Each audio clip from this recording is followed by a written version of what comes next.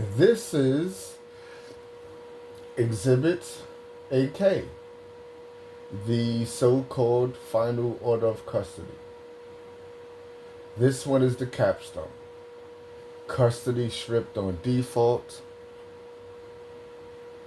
signed by a referee,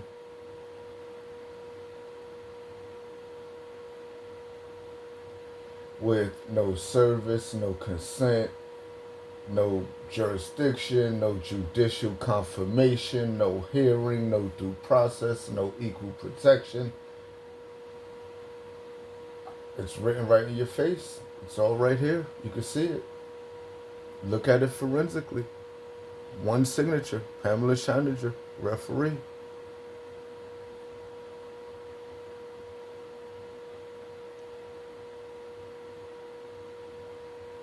Notice your willful to obey this order will result in for criminal contempt. All of these threats by a referee. So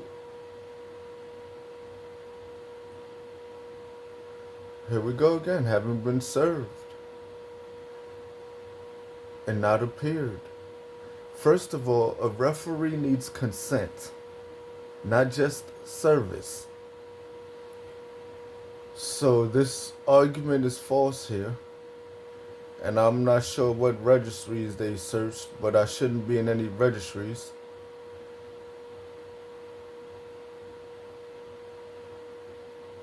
And after a hearing, so it's either after a hearing or it's on default. Which one is it? Either an inquest was held or it's on default. Which one is it? And drawing the strongest negative inferences. Why would you do that?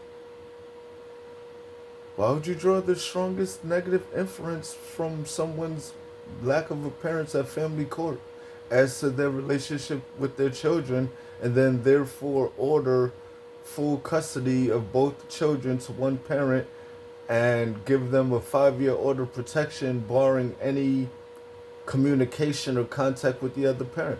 What exactly is happening here? Again, signed by a referee, not a judge. There's no judicial notice of anything. They just write anything on the paper, and then they use this paper because the police will enforce this fraudulent paper to the death. So it creates quite a quandary, but this is all illegal.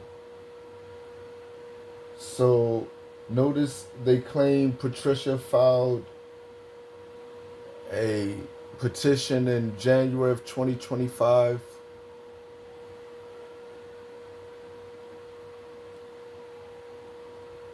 But remember, the chain Exhibit A was a blank affidavit of service from November of 2021.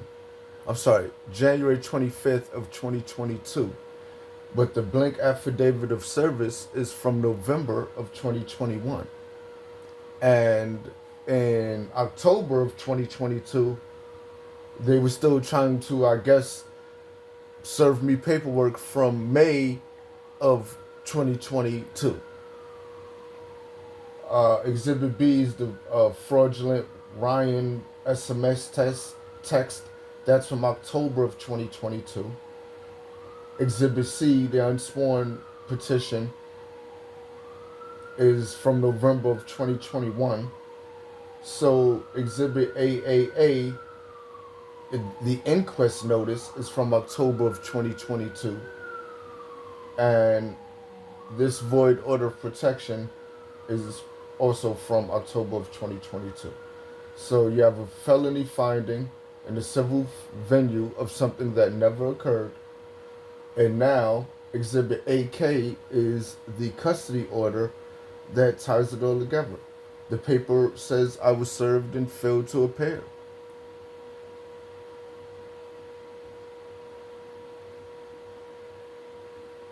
And my question is, what even gives the family court the right or the power to award anyone's children to anyone?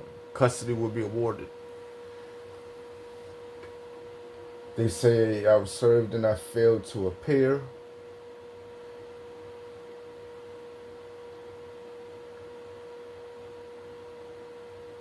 Where does it say that? I saw that on here somewhere. Okay, yes. And Tyre Newsom, after being served with a copy of the petition and having not appeared. Okay, they say the matter came to be heard, but there was no hearing. No testimony, no cross-examination. They say they drew the strongest negative inference against me. That's not law.